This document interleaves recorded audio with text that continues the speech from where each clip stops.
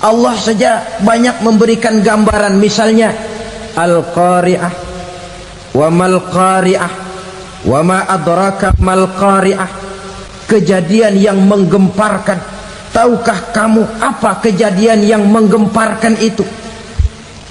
Yauma yakunun nasu kal farasil mabsus wa takunul jibalu kal ihnil manfus. Pada saat itu manusia berterbangan bagai kupu-kupu, gunung berterbangan seperti kapas ditiup angin. Gunung saja macam kapas, konon lagi manusia. Kematian total, mulai semut sampai gajah mati, jin mati, iblis mati, malaikat mati. Malaikat saja mati. Saudara hadirin yang saya hormati, kematian total yang tanpa persiapan. Orang bilang, Pak, kalau mati bareng begitu yang repot malaikat maut dong ya. Cabut sana, cabut sini. Itu kalau menurut logika kita, mestinya begitu menurut logika. Tapi logika juga yang nggak perlu serepot itu. Sebab untuk mematikan listrik di wilayah DKI, di wilayah Jakarta, nggak perlu tiap rumah didatengin matiin, ya lama. Cukup dari kantor pusatnya saja PLN tekan satu tombol, gelaplah seluruh Jakarta.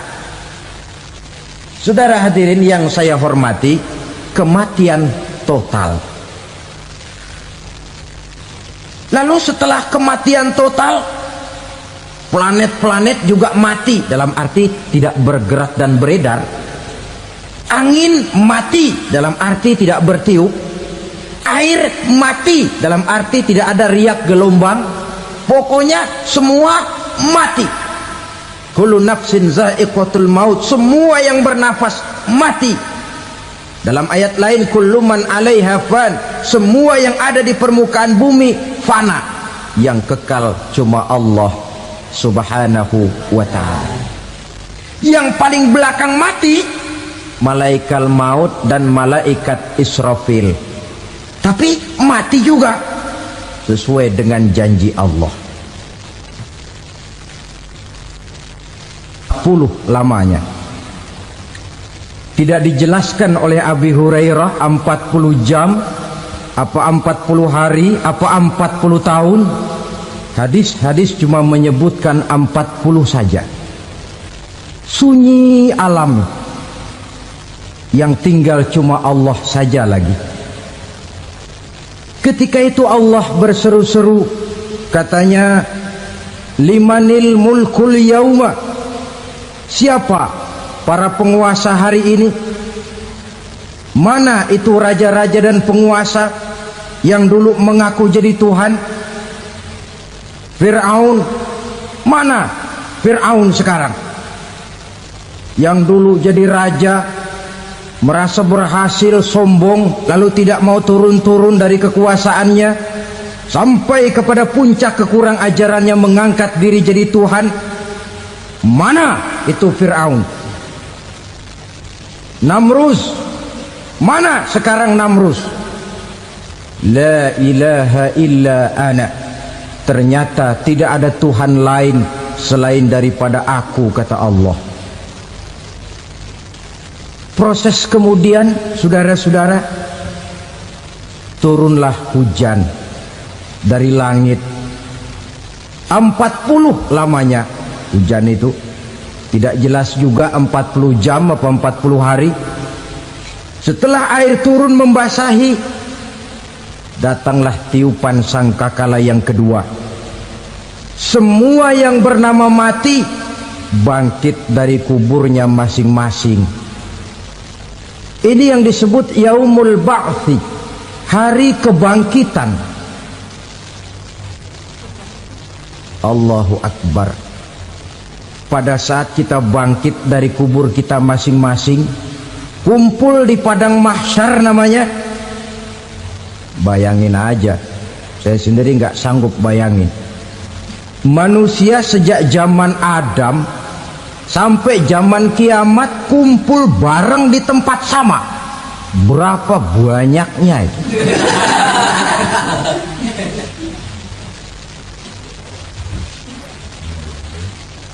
Dan yang luar biasa menurut satu riwayat, pada saat bangkit itu, Masya Allah, roman muka kita berubah, disesuaikan dengan amalan kita waktu di dunia ini. Barang siapa yang waktu di dunia amalannya itu amalan tikus, di akhirat nanti dia bangkit dari kubur, mukanya seperti muka tikus.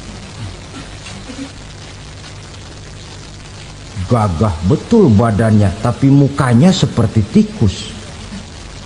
Kenapa? Amalannya waktu di dunia seperti amalan tikus. Apa amalan tikus itu? Suka ngegeragoti barang yang sudah disimpan rapi-rapi. Orang sudah simpan uang rapi-rapi, simpan perhiasan rapi-rapi, digeragoti oleh tikus. Maling-maling, pencoleng-pencoleng, koruptor-koruptor, itu nanti di akhirat nanti kita lihat mukanya seperti muka tikus. Oh, ini waktu di dunia suka nyolong, hanya seperti muka tikus. Barang siapa yang waktu di dunia ini amalannya itu amalan macan, dia akan bangkit nanti mukanya seperti muka macan. Apa amalan macan? Macan itu amalannya menang-menangan. Orang yang mau menang saja nggak mau mengalah. Coba lihat di hutan, kenal hutan nggak? Di hutan, raja hutan di mana-mana pasti macan, betul kan? Betul. Padahal hutan belum pernah bikin pemilihan umum. Tapi macan tidak peduli ada pemilihan umum apa tidak, pokok saya raja. Sebab apa? Macan jadi raja itu bukan karena benar, tapi karena kuat jadi raja. Setelah dia jadi raja, rakyat hutan yang mesti dilindungi malah dimakan oleh raja macan. Kambing rakyat hutan dimakan oleh macan. Ayam rakyat hutan dimakan oleh macan. Itu nanti kita lihat di akhirat itu mukanya seperti muka macan, gagah betul. Lalu barang siapa yang di dunia ini amalannya itu seperti amalan anjing, nanti dia punya muka seperti muka anjing. Apa amalan anjing? Pertama, anjing itu kalau disuruh jaga rumah, dia tidak bisa membedakan mana maling mana tamu. Biar yang datang maling kalau bawa tulang, anjing kalem. Yang kedua, anjing itu akan setia kepada siapa saja yang memberinya roti. Siapa yang memberinya roti, itulah majikannya. Apa kata majikannya, pasti dia laksanakan. Soal benar atau salah dia tidak peduli. Setelah anjing dapat roti, dia tidak punya pilihan lain kecuali bilang, abdi mah kumaha juragan wae ayeuna mah.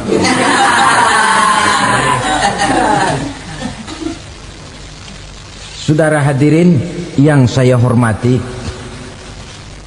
berkumpul di padang mahsyar, tiap orang sibuk dengan persoalannya masing-masing.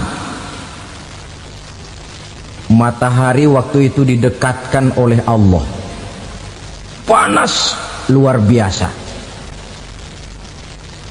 Ada yang saking panasnya itu mencucurkan peluh keringat sampai sebatas mata kakinya. Ada yang keringatnya sampai sedengkulnya. Ada yang keringatnya sampai sepusatnya.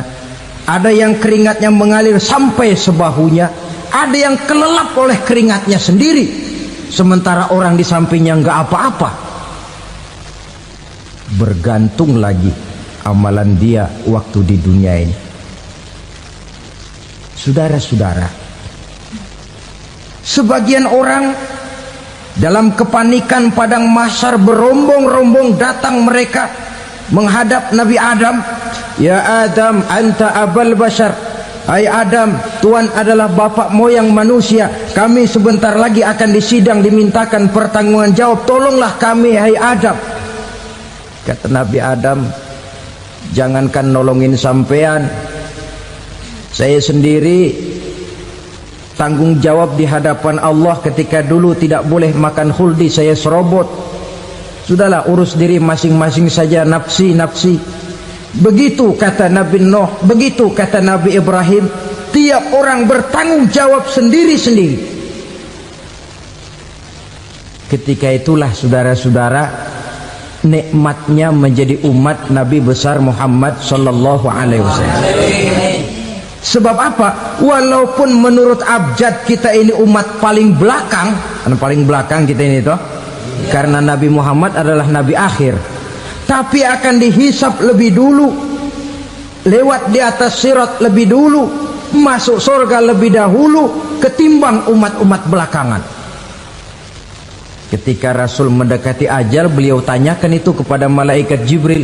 Malaikat Jibril berkata, Muhammad jangan khawatir, Allah sudah berjanji, inni haramtul jannata ala sairil anbiya hatta tadkhulaha anta wa haramtuha ala sairil umami hatta tadkhulaha ummatuka.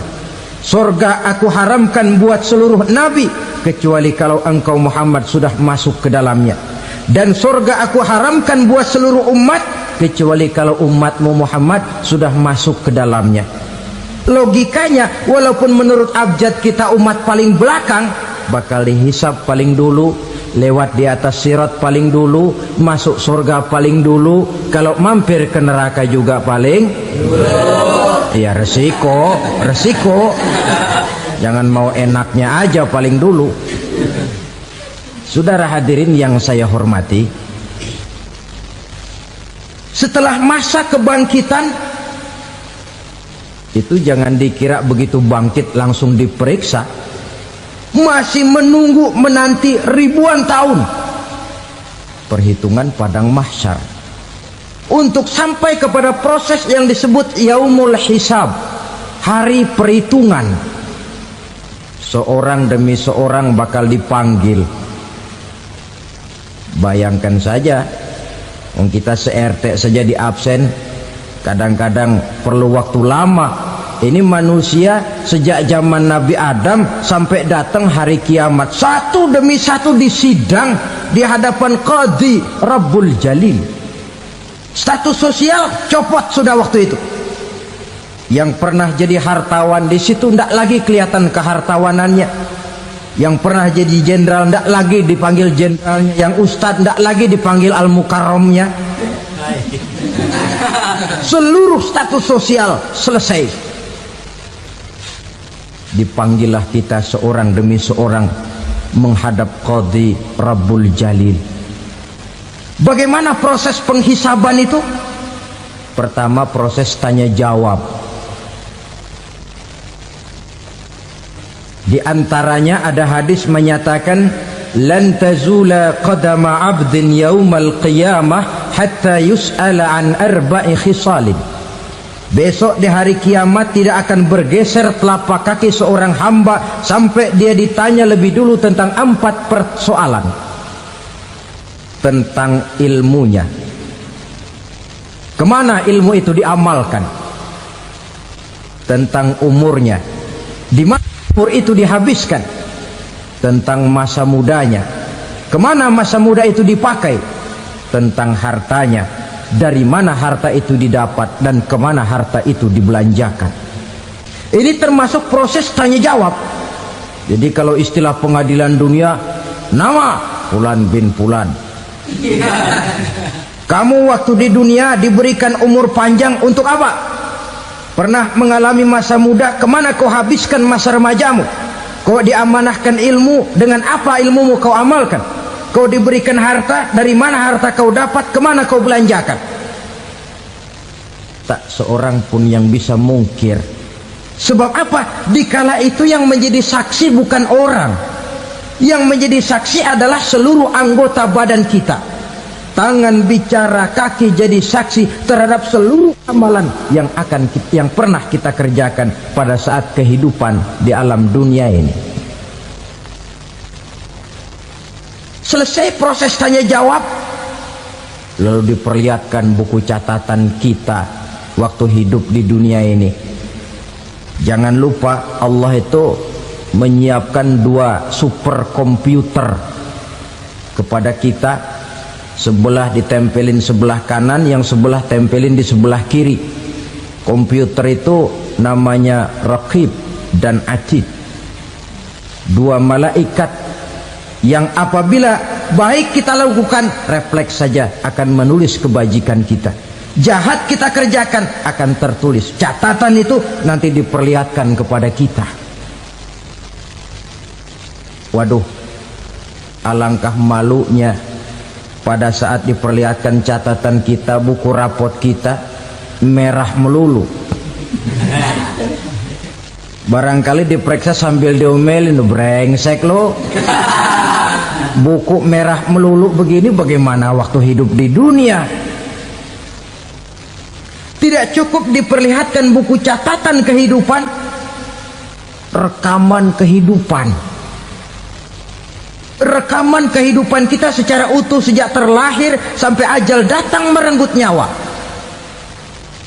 Barangkali mirip dengan video sekarang ini, di mana terekam dengan baik seluruh kegiatan kita, sejak yang sekecil-kecilnya sampai kepada yang sebesar-besarnya.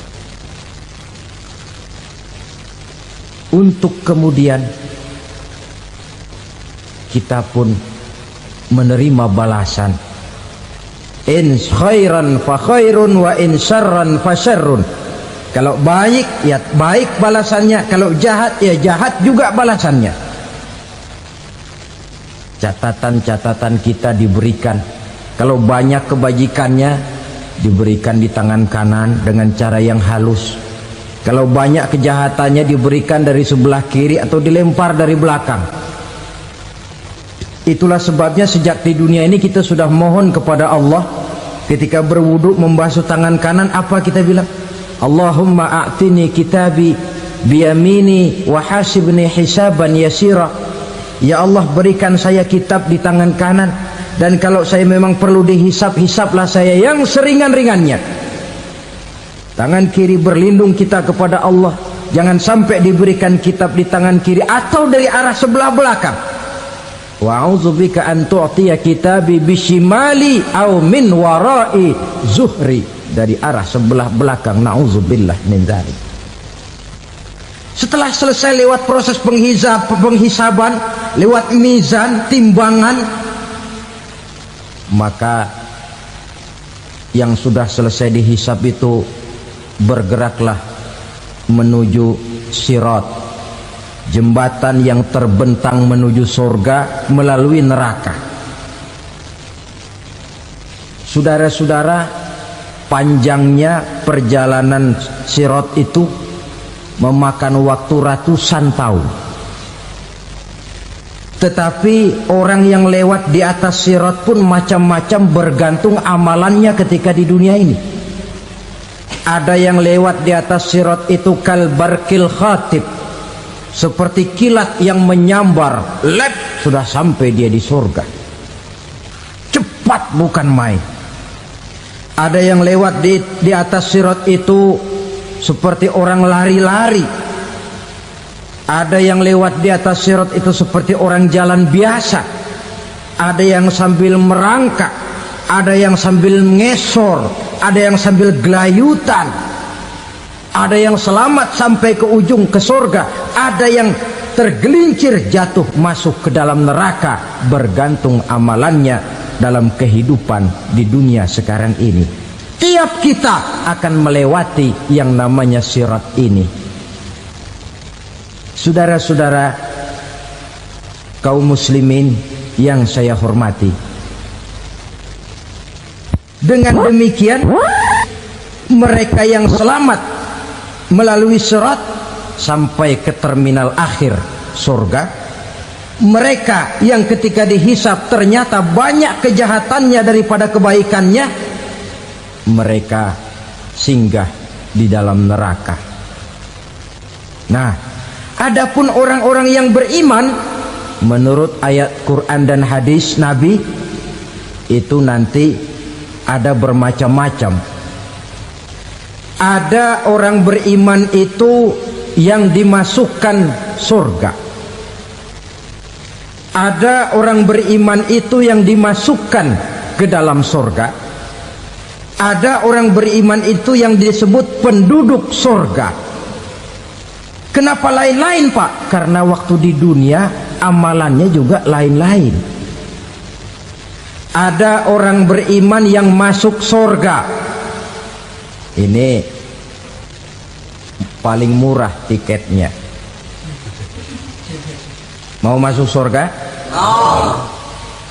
Kata Nabi begini, ma min abdin qala la ilaha illallah thumma mata ala dhalik illa dakhalal jannah. Kalau seorang hamba sudah mengucap dua kalimat syahadat, dia yakin dengan kebenaran kalimat itu sampai matinya, orang itu akan masuk surga. Abi Dzar yang waktu itu diajak bicara heran, ya Rasul kok gampang betul? Iya, walaupun orang itu mencuri, iya, walaupun orang itu berzina, iya. Biar dia mencuri, biar dia berzina, kalau dia sudah mengucap dua kalimat syahadat, dia yakin dengan kebenaran kalimat itu sampai matinya, itu orang akan masuk surga. Jadi masuk surga cukup dua kalimat syahadat, yakin sampai mati, masuk surga. Itu perkara masuk. Tapi kalau pertanyaannya diterusin, masuknya kapan, Pak? Nah, ini lain lagi urusannya. Sebab ada yang masuknya itu langsung, ada yang mampir dulu. Di sana tempat cuma dua, kalau tidak surga, neraka. Mau ke surga tapi mampir dulu, yang mampirnya jelas di neraka. Kenapa? Dalam hadis qudsi ada riwayat, nanti itu di akhirat, setelah Allah selesai mengatur penduduk surga masuk surga, yang neraka masuk neraka, Allah berkata kepada malaikat Malik, malaikat Malik, labaik ya Allah.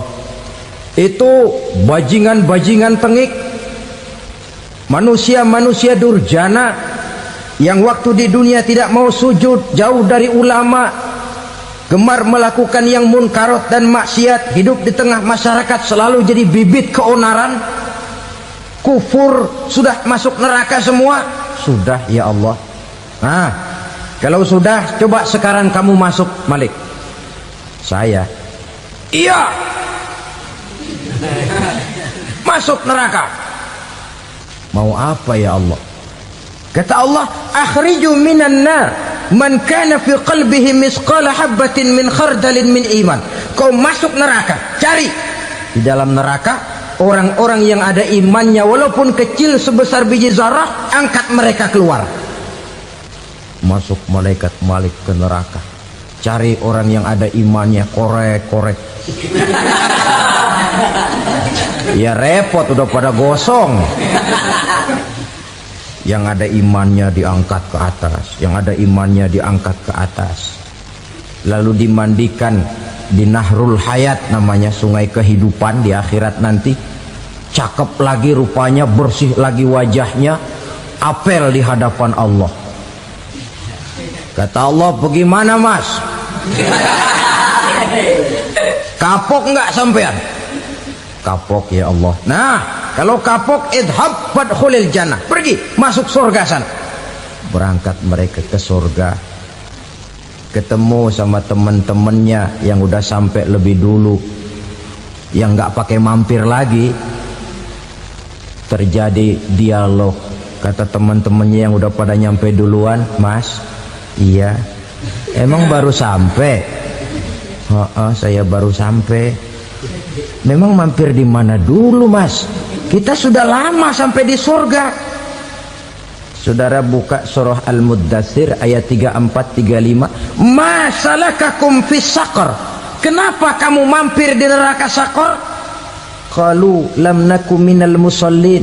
Mereka menjawab, kami mampir di neraka Saqar, Mas, gara-gara dulunya kami waktu di dunia tidak pernah sholat.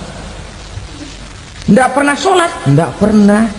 Kan rumahnya dekat masjid, cuma dekat doang mas. Sholat mah enggak saya. Nggak pernah ngasih makan fakir miskin, nggak pernah hadir di majelis taklim, pendeknya nggak pernah melakukan kebajikan, maka saya pun mampir di neraka sakor. Untung betul saya punya iman mas sedikit. Waktu hidup di dunia dulu saya pernah mengucap 2 kalimat syahadat, sekali-kalinya waktu mau kawin. Masya Allah. Untung saja kawin, kalau nggak kawin polos.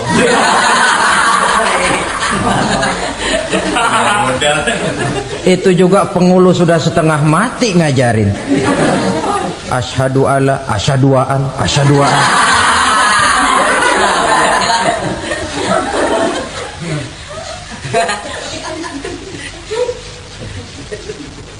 Ini namanya masuk surga, ada mampir dulu.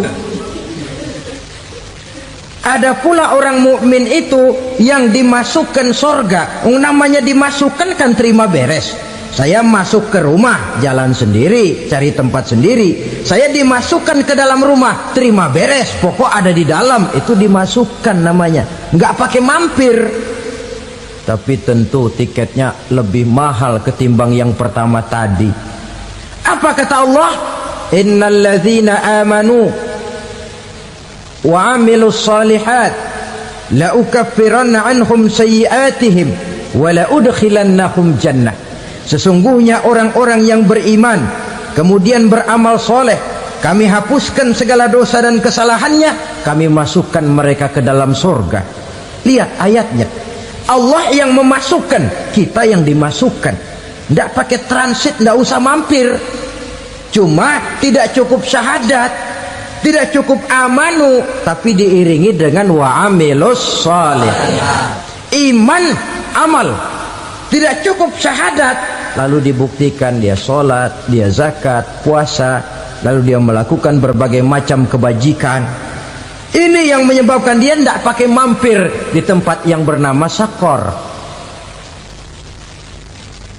Lalu ada pula orang mukmin itu yang disebut penduduk surga. Wah, ini sudah VIP ini. Ashabul jannah, penduduk surga. Siapa mereka? Kata Allah, innal ladzina amanu summa istaqamu fala khaufun alaihim wala hum yahzanun ulaika ashabul jannah hum fiha khalidun. Sesungguhnya orang-orang yang beriman lalu istiqamah, tetap dalam melaksanakan perintah Allah, tidak goyah, tidak labil tapi stabil, istiqamah, mereka tidak takut dan tidak bersedih hati. Merekalah penduduk surga. Iman, istiqamah. Tidak punya duit, sembahyang. Banyak duit, sembahyang. Miskin, sembahyang. Kaya, tetap sembahyang. Istiqamah. Kadang orang kalau susah rajin ke masjid, banyak duitnya ngelihat masjid melengos.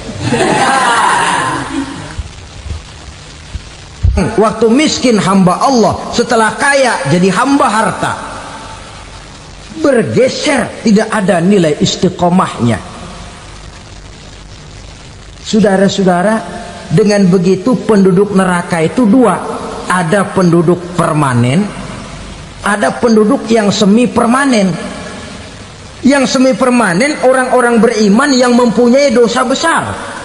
Mereka masuk ke neraka untuk menerima azab sesuai dengan dosanya. Bila selesai masa azab itu, mereka akan diangkat untuk ditempatkan kembali ke dalam surganya Allah Subhanahu wa ta'ala. Nah, dikala itulah saudara-saudara, ada yang disebut syafaat dari Rasulullah Sallallahu Alaihi Wasallam. Tapi tentu jangan lupa, syafaat ini ibarat kain menambal dia. Kita punya kain bolong-bolong sedikit, syafaat yang menambal. Solat kita ada kurang dikit, sedekah kita ada campur riak dikit, amalan kita ada tidak karena Allah dikit, kita berharap syafaat.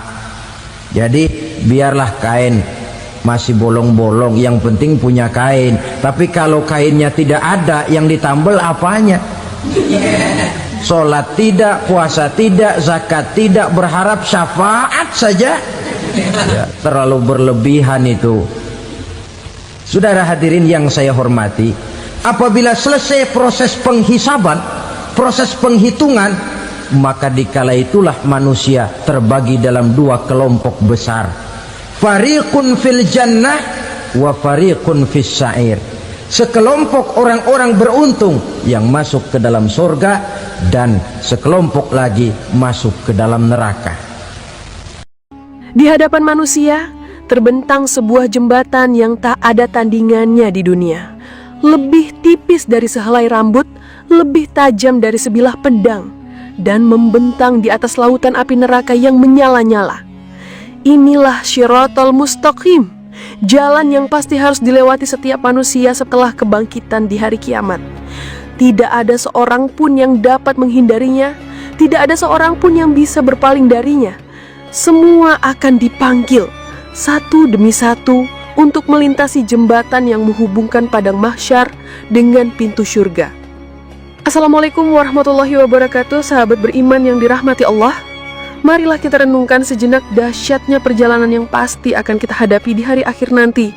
Sebuah perjalanan yang tidak bisa ditawar. Sebuah perjalanan yang menunggu setiap jiwa di ujung ajalnya.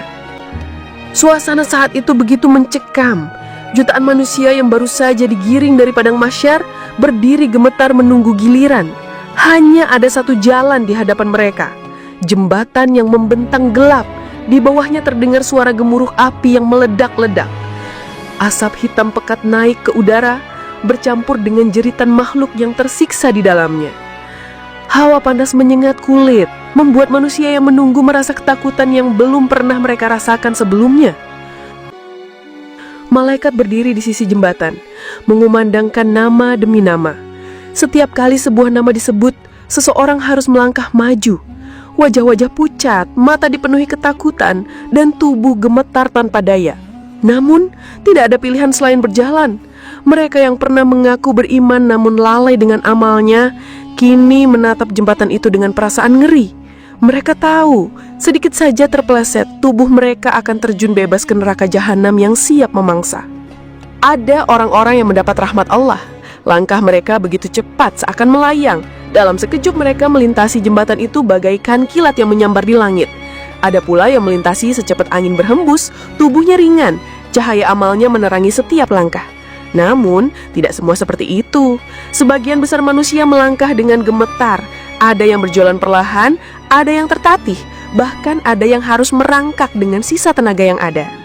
Di kanan kiri jembatan itu terdapat besi-besi pengait tajam, bagaikan cakar-cakar raksasa yang siap menyambar siapa saja yang memiliki dosa. Setiap kali seseorang lewat dengan amal yang tidak bersih, pengait itu bergerak, mencabik kulitnya, mengait tubuhnya, lalu menyeretnya ke bawah. Teriakan demi teriakan terdengar dari orang-orang yang terjatuh. Mereka menjerit minta tolong, memanggil-manggil nama keluarga, berharap ada yang bisa menarik mereka kembali. Namun tidak ada seorang pun yang bisa menolong. Di hari itu, setiap jiwa hanya bisa bergantung pada amal dan rahmat Allah semata. Orang-orang beriman memiliki cahaya yang memancar dari wajah dan tangan mereka. Cahaya itu menerangi jalan yang gelap, membuat mereka lebih mudah melangkah. Namun, besarnya cahaya berbeda-beda. Ada yang cahayanya seluas gunung, menyinari sekelilingnya dengan terang benderang. Ada yang cahayanya hanya sebesar pohon kurma. Ada pula yang cahayanya sekecil bara api di ujung ibu jari. Hanya cukup untuk sekilas melihat pijakan langkahnya. Semakin sedikit amalnya, semakin redup cahayanya, dan semakin sulit ia melangkah. Di bawah tekanan rasa takut, banyak yang terluyung-huyung, kakinya goyah, dan hampir terjatuh. Suara pengait tajam terus berdenting. Setiap kali ada tubuh yang disambar, darah menetes, jeritan kesakitan menggema, dan orang-orang yang masih bertahan semakin panik. Mereka yang dulu lalai dalam sholat, enggan menolong sesama, atau sering berbuat zalim, kini menanggung akibatnya. Setiap langkah terasa berat, setiap pijakan terasa licin.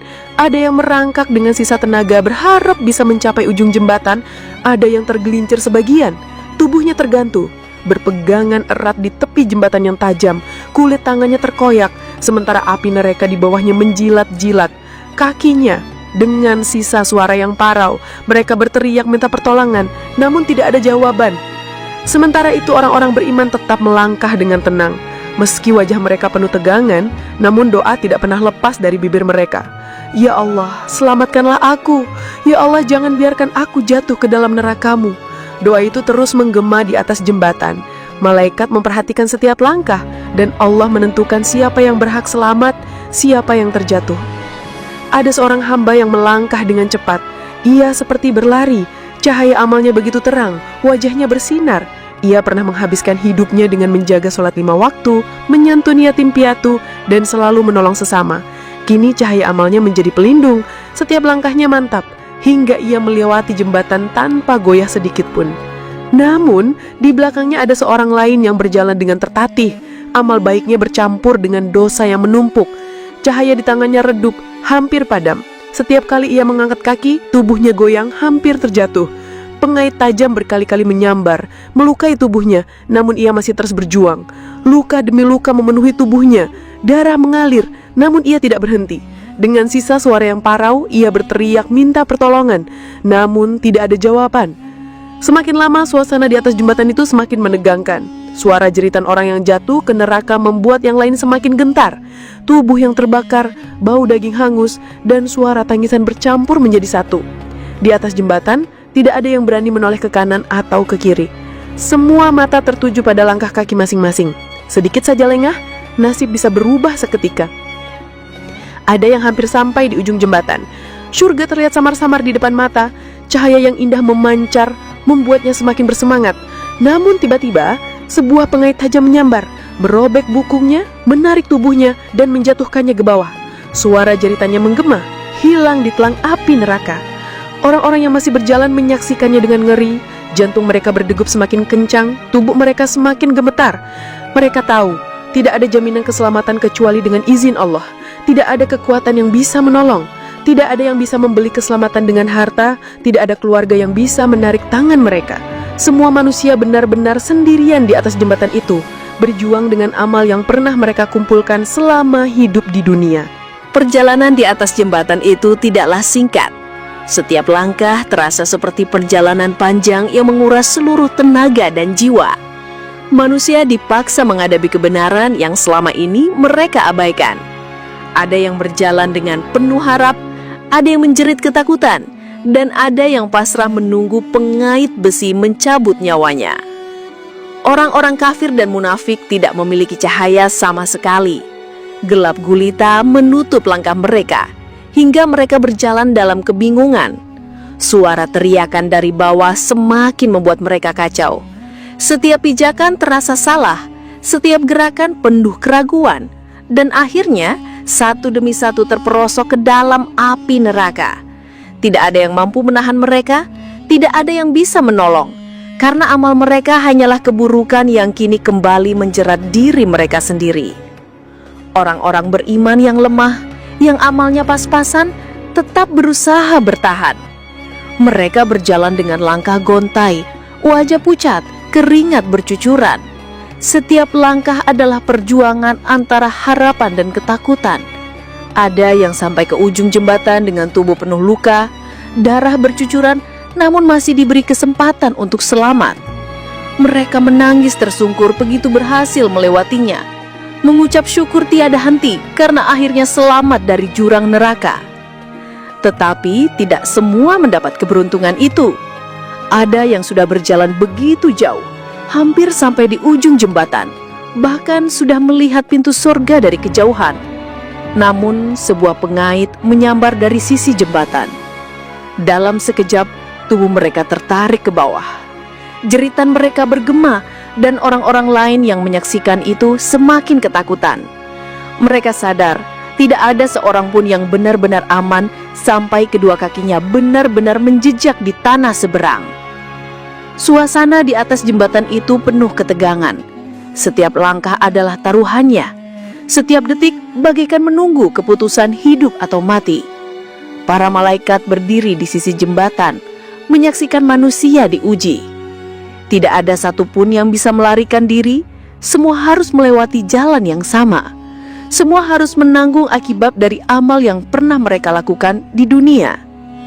Orang-orang yang beriman dengan sungguh-sungguh, yang sepanjang hidupnya menjaga sholat, bersedekah, berbuat baik kepada sesama, mereka berjalan dengan lebih mudah.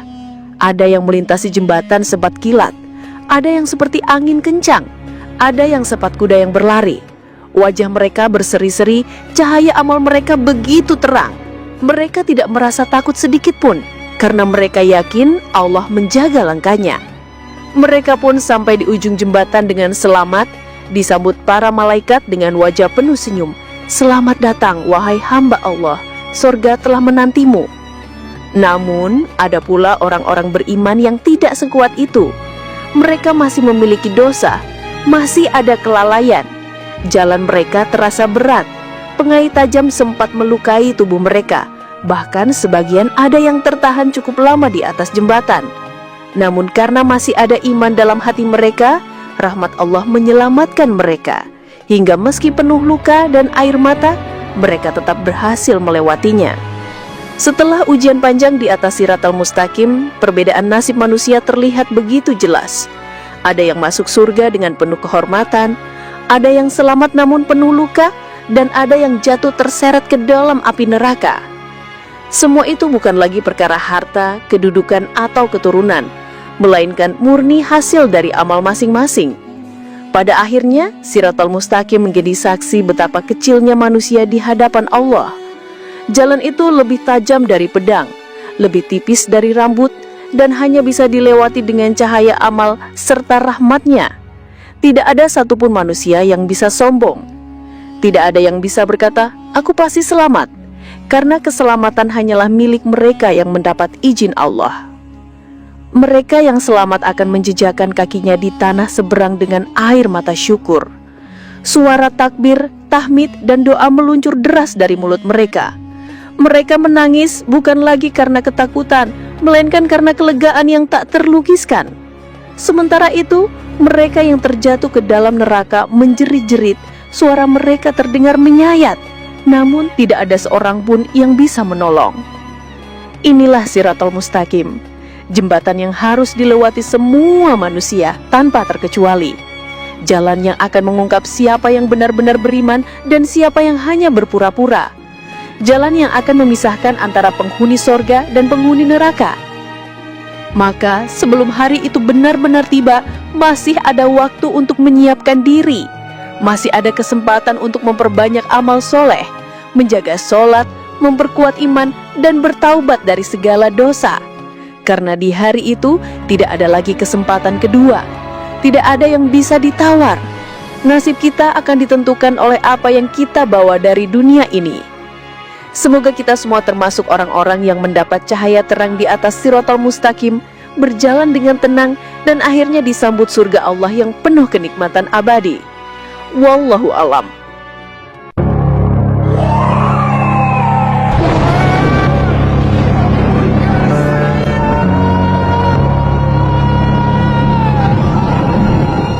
Kamu pikir api di dunia ini sudah panas? Itu tidak ada apa-apanya dibandingkan dengan api neraka. Di sana kulit manusia dibakar dan diganti, hanya untuk dibakar lagi. Mereka meminum air mendidih dan nanah yang busuk, tetapi kematian tidak akan menyelamatkan mereka. Bayangkan suatu hari nanti setelah kematian kita semua akan dibangkitkan. Kita akan dihadapkan pada hari yang tidak ada keraguan di dalamnya. Hari di mana semua amal akan dihitung dan manusia akan menuju dua tempat abadi, surga atau neraka. Pertanyaannya adalah, kemana kita akan pergi? Simak kisah ini sampai selesai dan renungkanlah dengan baik. Sebelum kita mulai, silakan subscribe dan aktifkan lonceng notifikasi channel ini. Pada hari kiamat, Allah Subhanahu wa Ta'ala akan membuka semua pintu langit. Semua pintu langit akan dibuka dan malaikat akan keluar dari langit karena langit akan digulung seperti kita menggulung kertas. Ketika kiamat benar-benar terjadi, Allah akan mencabut nyawa semua malaikat, jin dan manusia. Tidak ada yang tersisa kecuali yang diizinkan oleh Allah Subhanahu wa Ta'ala untuk tidak dihancurkan. Pada hari kiamat, Arsy, Lauhil Mahfud, Qalam, pena, surga, neraka, dan ruh manusia tidak akan dihancurkan. Namun selain itu semuanya akan hancur. Dalam hadis yang diriwayatkan oleh Abu Hurairah radhiyallahu anhu disebutkan bahwa ada 40. Tanpa menyebutkan 40 tahun, 40 bulan, atau 40 hari, intinya adalah 40. Kata Abu Hurairah, antara tiupan sangkakala pertama dan tiupan sangkakala kedua, maka semua alam semesta ini akan hancur. Inilah yang disebut kiamat kubra, kiamat besar. Semuanya akan hancur, para malaikat juga sudah diwafatkan, termasuk malaikat Jibril, Mikail, Israfil, bahkan malaikat maut juga sudah mati. Tidak ada makhluk yang berakal lagi, bumi sudah hancur, seluruh alam semesta. Namun, apa yang terjadi?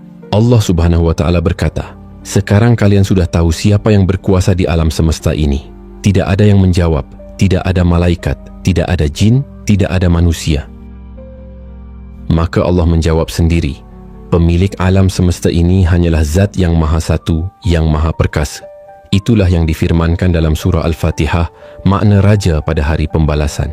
Kemudian Allah Subhanahu wa Ta'ala mengatur kembali alam semesta ini untuk menjadi alam akhirat.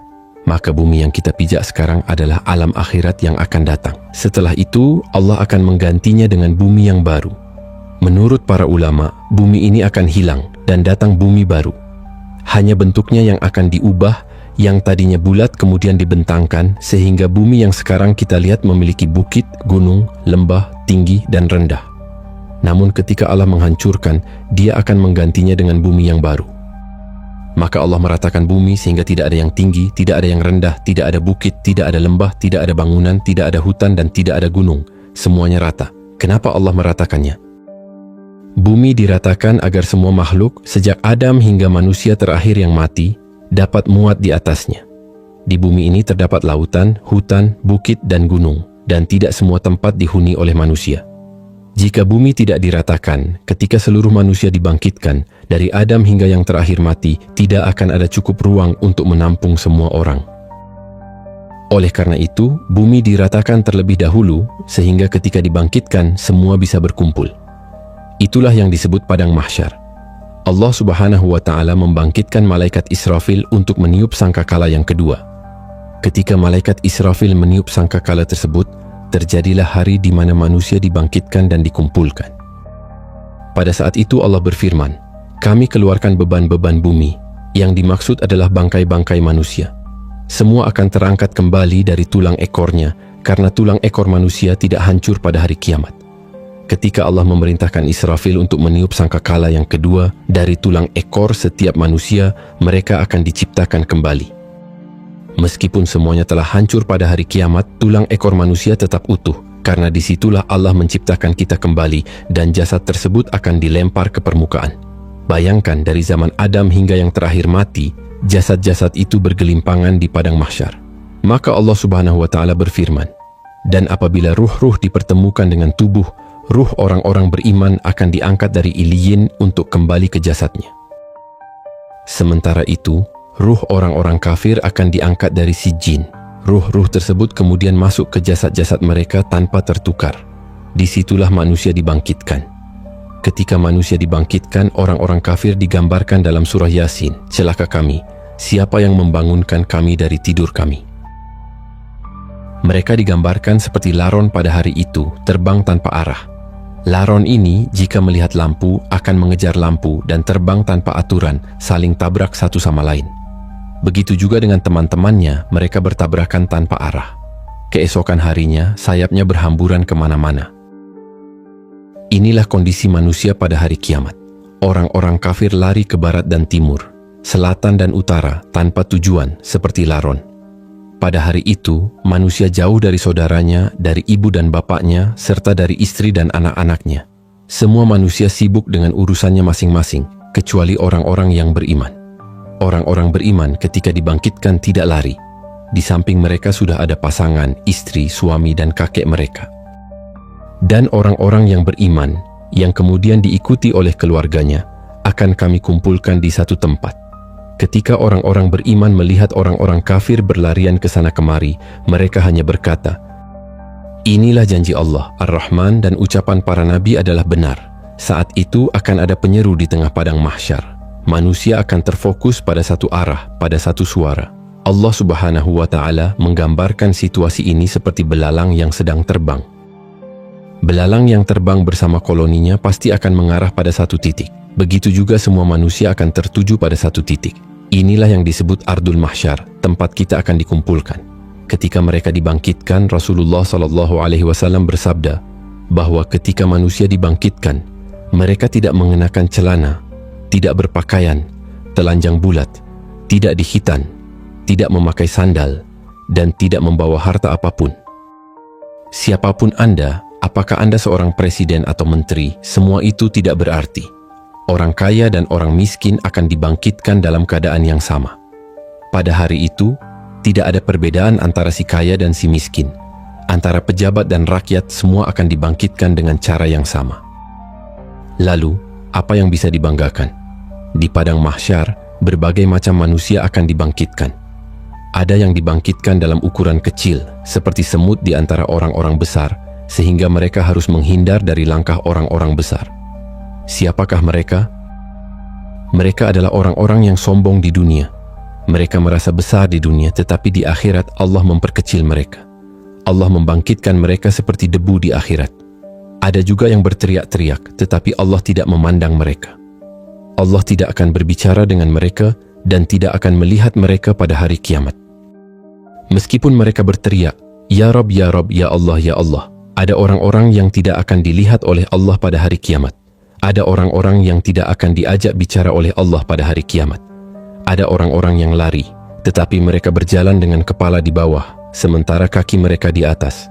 Bagaimana caranya? Allah Maha Kuasa atas segala sesuatu. Ada juga orang-orang yang dibangkitkan dalam keadaan buta. Mereka akan berkata, Ya Rabbi, ketika di dunia aku bisa melihat. Kenapa di sini aku buta? Berbagai macam orang yang di padang mahsyar akan dibangkitkan. Karena orang yang dibangkitkan itu akan seperti kematiannya. Ada yang ketika di dunia melakukan tindakan bunuh diri. Maka ketika dibangkitkan, di tangannya sudah ada pisau yang sedang menusuk-nusuk tubuhnya. Bayangkanlah, manusia yang dibangkitkan memiliki berbagai bentuk. Setelah itu mereka akan dikumpulkan di satu tempat. Disinilah terjadi faslul khodok. Yang pertama kali terjadi adalah faslul khodok, di mana Allah Subhanahu wa Ta'ala akan mengadakan pengadilan di tengah-tengah manusia. Dan yang pertama kali diadili adalah para nabi. Dengan cara apa? Orang-orang kafir dari umat Nuh berkata, Ya Rob, Nuh tidak pernah menyampaikan risalah kepada kami. Mereka berusaha berdusta. Kemudian Allah Subhanahu wa Ta'ala berkata, Wahai Nuh, lihatlah, apakah engkau belum pernah menyampaikan risalahku kepada mereka? Kenapa engkau tidak menyampaikannya? Bahkan Nuh menjawab, Ya Rob, aku sudah menyampaikannya. Jika engkau tidak percaya, aku memiliki saksi. Maka Allah Subhanahu wa Ta'ala berkata, datangkan saksi. Lalu Nuh alaihissalam meminta Nabi Muhammad SAW untuk menjadi saksi bahwa Nuh telah menyampaikan risalahnya. Allah pun memanggil Nabi Muhammad SAW, Wahai Muhammad, mengapa kau mau menjadi saksi untuk Nuh alaihissalam? Bukankah engkau hidup di zaman yang jauh setelahnya dan tidak hidup di zamannya Nuh? Bagaimana kau bisa menjadi saksi bagi mereka? Rasulullah SAW menjawab, Ya Rob, aku tidak hidup di zamannya Nuh, tetapi aku yakin bahwa Nuh telah menyampaikan risalahnya. Allah bertanya, apa yang membuatmu yakin bahwa Nuh telah menyampaikan risalahnya? Rasul menjawab, karena engkau yang mengatakan demikian, Ya Rob.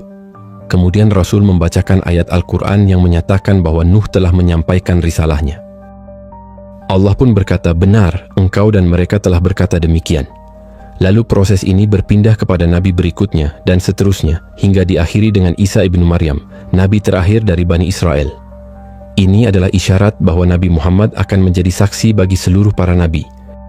Setelah itu Nabi Muhammad dimintai pertanggungjawaban, dan barulah Allah Subhanahu wa Ta'ala menoleh kepada umatnya, umat Nabi Muhammad. Allah Subhanahu wa Ta'ala akan bertanya kepada umat Nabi Muhammad, dan dia akan memperlihatkan kepada kita semua perbuatan yang pernah kita lakukan di bumi yang akan tampak di akhirat. Kemudian Allah Subhanahu wa Ta'ala memberikan catatan kepada setiap hambanya. Ketika Allah berkata, bacalah bukumu, maka dia pun akan membaca apa yang telah dilakukannya. Ingatlah akan keistimewaan hari kiamat, di mana Allah mengembalikan memori hafalan manusia. Semua keburukan dan kebaikan yang pernah dilakukan di dunia akan diingat kembali, dan semuanya akan dicocokkan dengan catatannya. Manusia tidak bisa berbohong di hadapan Allah. Mulut akan terkunci, tangan akan berbicara, dan kaki akan menjadi saksi atas apa yang telah dilakukannya. Bayangkan, saksi bukan hanya anggota tubuh, bahkan kulit pun akan menjadi saksi. Kulit tiba-tiba berbicara di hadapan Allah dan menyalahkan tubuhnya. Akhirnya tubuh mengkritik kulit dan berkata, "Mengapa engkau, wahai kulit, menjadi saksi bagi tubuhmu sendiri?" Tidak hanya itu, tetapi bumi yang kita pijak juga akan menjadi saksi. Pada hari itu, bumi akan menghadapi semua kisah orang-orang yang pernah menginjaknya. Lautan akan menjadi saksi, langit akan menjadi saksi, malaikat akan menjadi saksi. Tidak ada yang bisa menghindar dari kesalahan, semuanya akan menjadi saksi. Di dunia, manusia bisa berbohong, membayar pengacara, dan mencari orang yang pandai berbicara. Dia bisa mendustakan yang jujur, namun di akhirat tidak ada pengacara. Semua akan menjadi saksi, manusia akan mulai dihisap. Pertama, Allah Subhanahu wa Ta'ala akan mengangkat catatannya. Di situ ada yang mengambil dengan tangan kanannya, dengan tangan kirinya, atau dari belakangnya. Ini menunjukkan keselamatan atau tidaknya seseorang. Orang yang beriman akan mengambil dengan tangan kanannya. Dengan bangganya, dia akan berkata, "Bacalah kitabku," saking senangnya dia, karena dia tahu isi kitabnya. Namun, orang-orang yang mengambil catatan dengan tangan kirinya akan berkata, "Seandainya aku tidak mengambil catatanku dan tidak tahu apa hisabku." Lalu dia akan berkata kembali, "Ternyata kekuasaan yang aku banggakan di dunia ini tidak ada manfaatnya. Harta yang menumpuk di dunia ini pun tidak ada faedahnya." Kemudian mereka akan dikumpulkan di padang mahsyar.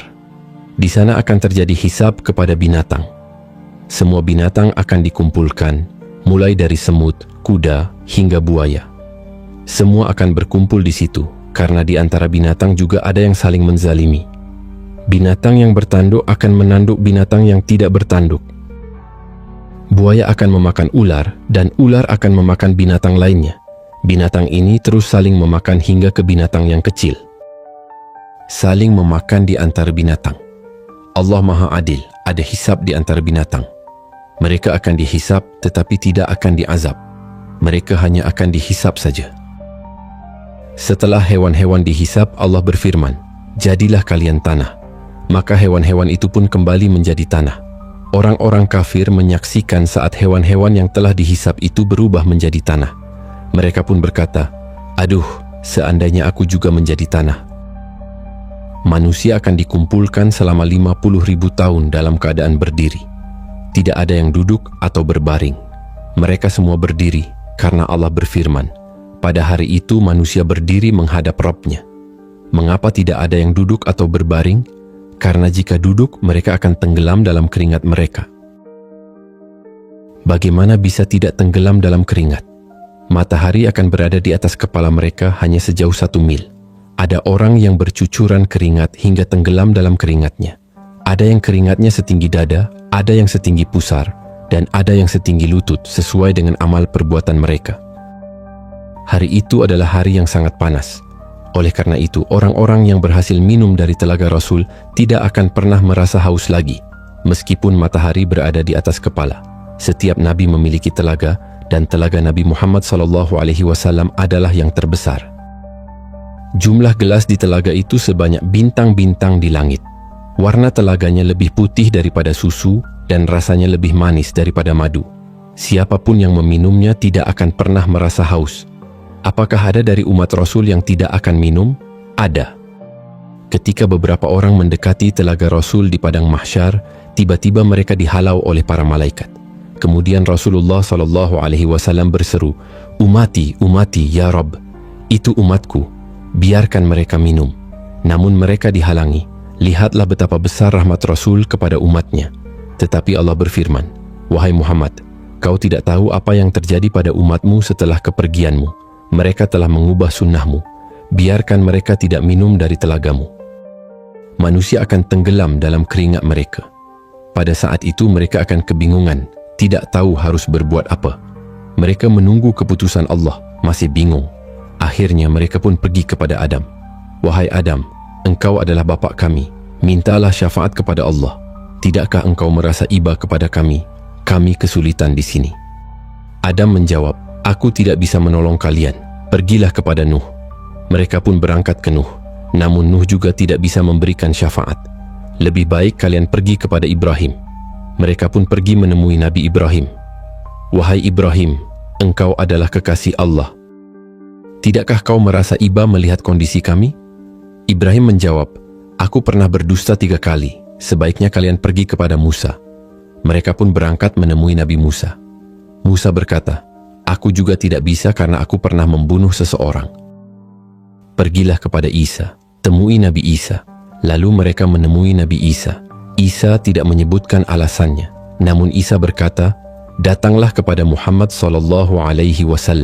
Mereka pun datang kepada Rasulullah. Kemudian Rasulullah berkata, akan kucoba. Rasulullah sujud di bawah arasy Allah dengan sujud yang lama. Hingga Allah datang dan berfirman, angkat kepalamu wahai Muhammad. Kembali ke proses hisab, terdapat 2 jenis hisab. Yang pertama disebut hisaban yasiro, yang merupakan hisab yang mudah. Yang kedua adalah hisaban asiro, yang merupakan hisab yang sulit. Selain itu ada kelompok yang tidak dihisab sama sekali. Rasulullah pernah menunjukkan bahwa dari 70.000 umatnya, mereka tidak dihisab dan tidak diazab, langsung masuk surga. Kemudian ditanyakan siapa mereka yang tidak dihisab itu, wahai Rasulullah. Rasulullah menjawab bahwa mereka adalah orang-orang yang tidak meminta ruqyah, tidak percaya pada takhayul, percaya sial, tidak melakukan pengobatan dengan kai, besi panas, dan mereka selalu tawakal sepenuhnya kepada Allah. Mereka adalah orang-orang yang masuk surga tanpa hisab dan azab, dan mereka tidak akan dikumpulkan di padang mahsyar, melainkan langsung masuk surga. Namun orang-orang yang mengalami hisab, baik yang sulit maupun yang mudah, tetap berada di padang mahsyar, meskipun tidak sampai 50.000 tahun. Lama hisab tergantung pada kesulitan hisabnya. Jika hisabnya mudah, prosesnya cepat, karena umat Islam yang beriman akan dihisab dengan cepat. Allah hanya menghisab mereka selama setengah hari, tidak sampai 50.000 tahun, hanya setengah hari dalam kehidupan akhirat. Setengah hari di akhirat setara dengan 500 tahun di dunia. Allah berfirman bahwa 1 hari di akhirat setara dengan 1000 tahun di dunia, sehingga setengah harinya menjadi 500 tahun. Orang yang beriman hanya akan dihisab dari setelah zuhur hingga setelah ashar, yang merupakan setengah hari di kehidupan akhirat. Oleh karena itu, orang-orang miskin akan lebih dahulu masuk surga setengah hari dibandingkan orang kaya. Mengapa demikian? Karena mereka akan ditanya dari mana mereka mendapatkan harta tersebut dan kemana mereka membelanjakannya. Banyak pertanyaan yang akan diajukan. Apa yang pernah dimakan akan ditanyakan. Begitu juga dengan apa yang pernah diminum. Allah berfirman agar manusia melihat makanan yang dimakannya, karena semua akan ditanyakan. Dalam Al-Quran, surah At-Takasur, Allah menyatakan bahwa pada hari kiamat, semua nikmat yang Allah berikan kepada kita akan ditanyakan. Dan ingat, hisab itu ada 2 cara. Orang yang berdebat dalam hisabnya akan celaka dan pasti masuk neraka. Jika seseorang berdebat dengan Allah saat hisab, maka dia akan celaka. Misalnya Allah bertanya, aku telah memberimu mata, sudahkah kau syukuri? Dia menjawab, belum ya Rabb. Allah juga akan bertanya tentang telinga yang diberikan sebagai amanah. Kau gunakan untuk apa? Untuk maksiat atau untuk ketaatan? Jika dia menjawab, untuk maksiat ya Rabb, maka celakalah dia. Namun jika dialog tersebut tidak terjadi dan dia hanya mengiyakan, misalnya, bukankah dulu di bumi aku berikan segalanya? Dan dia menjawab, betul ya Rabb, tanpa membantah, maka Allah akan mengatakan, aku ampuni dosa-dosamu. Ini disebut hisaban yasiro, yaitu hisab yang mudah. Kemudian ketika semua dihisab, datanglah mizan, yaitu timbangan. Siapa yang memiliki timbangan kebaikan yang berat, maka dia akan berada dalam kehidupan yang diridai dan masuk surga. Namun siapa yang berat timbangan keburukannya pasti akan masuk neraka. Setelah penimbangan dilakukan, manusia akan dikelompokkan sesuai dengan sesembahan mereka masing-masing. Mereka semua akan ditanya, apa yang kamu sembah selama di dunia? Bagi yang menyembah pohon, akan bersama pohon itu. Yang menyembah gajah, akan bersama gajah itu. Yang menyembah batu, akan bersama batu itu. Semua orang akan dikelompokkan dengan sesembahan mereka. Ketika orang-orang kafir, munafik dan beriman sudah terpisah, Allah berfirman, bawa orang-orang kafir itu ke neraka Jahannam. Jadi orang-orang kafir akan dimasukkan ke neraka secara berombong-rombong. Mereka tidak akan sempat melewati Sirotol Mustaqim, padahal Allah berfirman, kalian pasti akan melewatinya. Namun orang kafir langsung masuk neraka tanpa melewati titian tersebut. Ketika orang-orang musyrik dan kafir sudah dimasukkan ke neraka, hanya tinggal orang beriman dan munafik. Saat itu Allah akan membagikan cahaya. Setiap orang akan mendapatkan cahaya sebagai bekal untuk meniti titian mustaqim, karena titian itu gelap. Neraka jahanam juga gelap dan titian itu terbentang di atasnya. Allah Subhanahu wa Ta'ala berfirman, ketika Dia datang menemui makhluknya di padang mahsyar, malaikat berbaris rapi. Allah berfirman, tarik jahanam ke sini. Jahanam pun ditarik, memiliki 70.000 tali kekang, dan satu tali kekang ditarik oleh 70.000 malaikat besar. Kemudian jahanam dihadapkan kepada manusia, dan Allah membentangkan Siratul Mustaqim, yaitu jembatan yang terbentang di atas neraka jahanam. Jembatan itu lebih halus dari rambut dan lebih tajam dari pedang. Bahkan, jembatan itu akan berlenggak-lenggok, bergerak, dan tidak diam, serta licin. Hanya orang-orang yang ditakdirkan dapat melintasi titian itu. Yang pertama meniti jembatan adalah Nabi Muhammad SAW. Setelah Nabi Muhammad meniti sirat, beliau akan berdiri di ujung titian, di kontoroh. Setiap kali umatnya melewati, Rasulullah berdoa, "Ya Rabbi, selamatkan, selamatkan." Beliau sangat mengasihi umatnya. Ada yang melewati titian sirat dan langsung sampai di ujung sana. Ada yang melewati seperti angin, ada yang seperti kuda balap, tiba-tiba sudah sampai di ujung. Ada yang berlari sangat cepat, ada yang merangkak, ada yang terjatuh, dan ada yang jatuh ke neraka jahanam. Ada juga yang baru melangkahkan kaki dan langsung jatuh ke neraka jahanam. Rasulullah berkata saat duduk bersama para sahabatnya, terdengar suara yang sangat besar. Rasulullah bertanya, "Tahukah kalian suara apa itu?" Para sahabat menjawab, "Kami tidak tahu, wahai Rasul." Rasulullah menjelaskan, itu adalah batu sebesar unta yang jatuh dari titian 70.000 tahun yang lalu dan baru sampai sekarang di inti neraka jahanam. Artinya, jika seseorang jatuh dari titian menuju neraka jahanam, ia akan memerlukan waktu 70.000 tahun untuk sampai ke dasar jahanam, na'udzubillah. Maka, satu persatu orang-orang beriman diberikan cahaya. Orang munafik juga diberikan cahaya, tetapi cahayanya kadang padam, kadang menyala. Saat mereka berjalan, mereka berkata, "Hai orang beriman, tunggu sebentar, aku ingin mengikuti cahayamu." Orang beriman menjawab, "Ambil saja cahaya yang ada di belakangmu." Di dunia orang munafik bisa menipu orang beriman. Namun di titian Siratul Mustaqim, orang beriman tidak akan tertipu lagi. Setelah semua menyeberangi, mereka tiba di sebuah tempat bernama Kontoroh, yang berada di depan pintu surga. Orang beriman tidak akan merasa lelah ketika sampai di sana.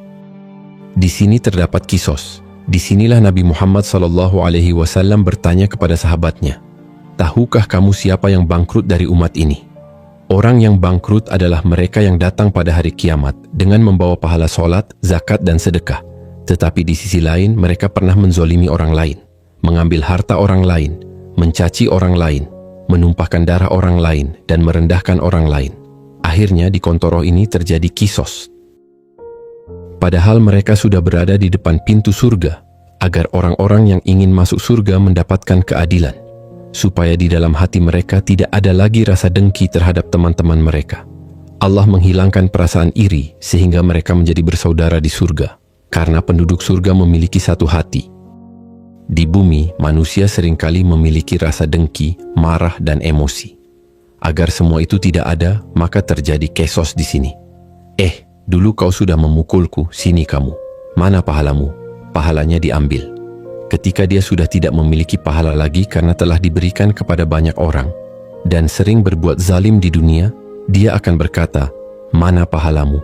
Maka dia akan menjawab, "Aku tidak punya pahala lagi, sudah habis." Jika kebaikannya sudah habis, maka dosanya akan dilemparkan kepadanya. Padahal dia sudah berada di Kontoroh, tinggal sedikit lagi untuk masuk surga, tetapi dia dilempar kembali ke belakang, ke neraka. Di Kontoroh ini, kisos hanya terjadi di antara orang-orang beriman. Jika kisos terjadi dengan orang kafir, atau berbuat zalim kepada binatang, atau sebaliknya, ini terjadi sebelum titian sirat. Namun di Kontoroh, di depan pintu surga, hanya berlaku untuk orang beriman saja, karena mereka sudah hampir masuk surga. Bahkan, orang-orang yang dibunuh akan datang menghadap Allah tanpa kepala. Dalam hadis Abdullah ibnu Abbas, tangan kirinya membawa kepalanya. Meskipun di dunia tidak dibunuh dengan cara dipenggal, pada hari kiamat, orang yang dibunuh akan tampil seperti itu. Lehernya tidak ada, kepalanya dipegang oleh tangan kirinya, dan tangan kanannya menyeret orang yang membunuhnya. Kemudian mereka menghadap Allah dan bertanya, "Mengapa dia membunuhku? Mengapa dia bisa membunuhku?" Dan bayi-bayi yang dibuang hidup-hidup kemudian mati, seperti anak-anak yang lahir dari hasil zina. Mereka merasa malu, lalu anak-anak itu dibuang ke selokan atau ke dalam kardus, hingga akhirnya bayi-bayi itu meninggal. Allah berfirman, bayi-bayi itu akan menghadap Allah dan berkata, "Tanyakan kepada ibuku, mengapa dia membunuhku? Tanyakan kepada bapakku, mengapa dia membunuhku?" Semua ini akan diceritakan dengan hati-hati. Namun, jika sudah tidak ada lagi kisah di antara orang-orang kafir dan orang-orang beriman, atau sebaliknya antara manusia dan binatang, maka kisah antara orang-orang beriman akan berakhir. Manusia akan berkerumun di pintu surga, saling berdesakan meskipun mereka sudah dipastikan masuk surga dan tidak mungkin masuk neraka. Namun, mereka tidak bisa masuk surga karena pintu surga tertutup. Semua nabi berusaha membuka pintu tersebut, tetapi tidak bisa, karena malaikat Ridwan tidak mengizinkan. Tiba-tiba di antara orang-orang yang sudah dipastikan masuk surga, muncul seorang laki-laki, yaitu Nabi Muhammad SAW. Nabi Muhammad SAW mendekati pintu surga dan mengetuknya, mengucapkan Assalamualaikum. Malaikat Ridwan menjawab, Waalaikumsalam. Ridwan bertanya, "Siapa kamu?" Nabi menjawab, "Saya Muhammad." Malaikat Ridwan berkata, "Aku diperintah Allah untuk tidak membuka pintu surga kecuali kamu yang meminta." Nabi menjawab, "Akulah orang yang pertama kali membuka pintu surga." Lalu pintu surga dibuka. Di pintu surga ada yang berteriak. Allah Subhanahu wa Ta'ala menempatkan para pemanggil di pintu-pintu surga. Jika seseorang ahli sholat, pintu itu akan memanggil, "Hei ahli sholat, masuklah di sini, jangan di situ." Bagi yang ahli puasa, seperti puasa Senin, Kamis, Ayamul Bid, atau puasa Daud, ada pintu khusus untuk mereka. Pintu jihad akan memanggil, "Hei yang mati syahid, lewat sini." Pintu taubat akan berkata, "Hei yang bertaubat, lewat sini." Masing-masing pintu menyeru sesuai dengan keahlian ibadahnya. Surga memiliki 8 pintu, berbeda dengan neraka yang hanya memiliki 7 pintu. Mengapa demikian? Agar menunjukkan bahwa rahmat Allah lebih luas dibandingkan murkanya. Rasulullah bersabda bahwa Allah berfirman, "Rahmatku lebih luas dibandingkan murkaku." Ketika ada seseorang yang berdiri di pintu surga dan hanya diam tidak mau masuk, Allah berfirman, "Masuklah ke dalam surga dengan rahmatku." Orang tersebut menjawab, "Ya Rabb, tidak. Saya tidak mau masuk surga dengan rahmat-Mu, ya Rabb. Jika masuk surga dengan rahmat-Mu, itu bagi orang yang berdosa dan kemudian bertaubat. Kau mengasihinya. Akhirnya kau berkata, masukkan aku ke surga dengan rahmat-Mu. Aku tidak pernah berbuat dosa selama di dunia, dan aku ingin masuk surga dengan amalanku." Dia merasa bangga dengan amalannya dan berkata, "Karena aku tidak pernah berbuat dosa, masukkan aku dengan amalanku." Allah pun bertanya, "Baik, berapa banyak amal yang kau miliki?" Setelah dihitung, ternyata amalannya tidak sebanding dengan satu nikmat yang Allah berikan, yaitu nikmat penglihatan. Dia lebih banyak menggunakan matanya untuk melihat dan merasa takut tidak bisa masuk surga hanya dengan amalannya. Maka dia berkata, "Ya Rob, masukkan aku ke dalam surga dengan rahmat-Mu." Memang, masuk surga itu karena rahmat Allah. Kata para sahabat, Allah memasukkan saya ke surga karena rahmat-Nya, tetapi Allah juga memasukkan ke neraka karena keadilan-Nya. Bayangkan, setelah melewati ujian panjang di dunia, seorang hamba yang setia akhirnya tiba di gerbang surga. Pintu-pintu emas terbuka perlahan, dan cahaya yang belum pernah ia lihat sebelumnya menyambut wajahnya. Udara di sana sejuk, harum bunga memenuhi setiap hembusan napas. Tidak ada debu, tidak ada kelelahan, hanya kedamaian. Kemudian para penduduk surga memasuki surga. Malaikat surga menyapa, "Keselamatan bagi kalian, wahai penduduk surga." Ini adalah tahiyat pertama, tahiyatus salam. Salamun qaulam mir rabbir rahim. Allah pun memberikan salam. Hanya orang-orang tertentu yang menerima salam di dunia ini, seperti Khadijah istri Nabi. Nabi Muhammad SAW berkata, "Rob dan Jibril menitipkan salam untukmu, ya Khadijah." Tubuhnya kini berbeda. Ia tidak lagi tua atau lemah. Usianya seperti usia terbaik manusia, sekitar 33 tahun. Wajahnya bersinar, lebih indah dari bulan purnama. Tidak ada luka, tidak ada sakit. Ia tidak akan pernah menua lagi selamanya. Ia melangkah di atas jalan yang terbuat dari batu mulia, menuju istananya yang tinggi menjulang, dibangun oleh tangan para malaikat sesuai dengan amalnya di dunia. Di sana, pohon-pohon surga menaungi dengan buah-buahan yang bisa ia petik hanya dengan pikiran. Sungai mengalir tenang, dari susu yang tidak berubah rasa, madu yang jernih, dan khamr yang tidak memabukkan, hanya menambah kebahagiaan. Para bidadari menyambut dengan senyuman. Mereka bukan hanya cantik, tetapi juga suci dan penuh kasih. Bagi wanita beriman, Allah memberikan pasangan terbaik, suami dari dunia yang telah Allah perbaiki atau yang lebih mulia darinya. Mereka hidup berdampingan, tanpa cemburu, tanpa benci. Ia duduk bersama sahabat-sahabatnya dari dunia, berbincang, tertawa, tanpa ada rasa khawatir sedikit pun.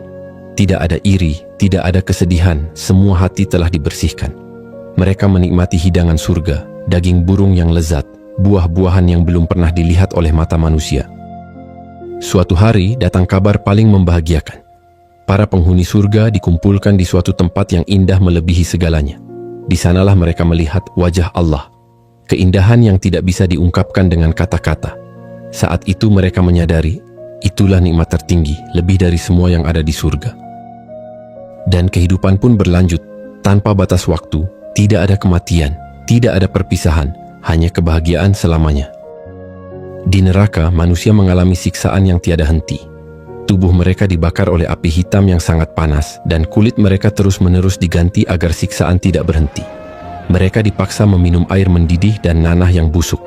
Jeritan mereka memenuhi neraka, namun tidak ada yang peduli. Mereka ingin mati, tetapi kematian tidak akan datang. Yang paling menyakitkan, Allah tidak lagi memandang mereka. Neraka adalah tempat azab dan penyesalan yang abadi. Inilah perjalanan panjang kehidupan manusia, dari dunia yang sementara menuju akhirat yang kekal. Ada yang berakhir di surga, menikmati kenikmatan abadi. Sementara yang lain terjerumus ke neraka, menanggung siksaan yang tiada akhir. Semua tergantung pada amal dan pilihan yang diambil selama hidup di dunia. Bagaimana pendapat kalian semua? Apakah kalian masih ingin bersantai-santai di dunia, seolah kematian masih jauh? Ingatlah, perjalanan hidup tidak berakhir di dunia ini. Pilihan kita hari ini akan menentukan surga atau neraka. Renungkan dengan baik, lalu berikan jawaban di kolom komentar. Apakah kalian siap untuk memperbaiki diri sebelum terlambat? Tulis pendapat kalian di bawah. Terima kasih telah menonton video ini sampai selesai. Semoga kita termasuk dalam golongan yang Allah bimbing menuju surganya. Amin. Subscribe channel ini untuk kisah Islami lainnya dan jangan lupa bagikan kepada teman-temanmu. Wassalamualaikum warahmatullahi wabarakatuh.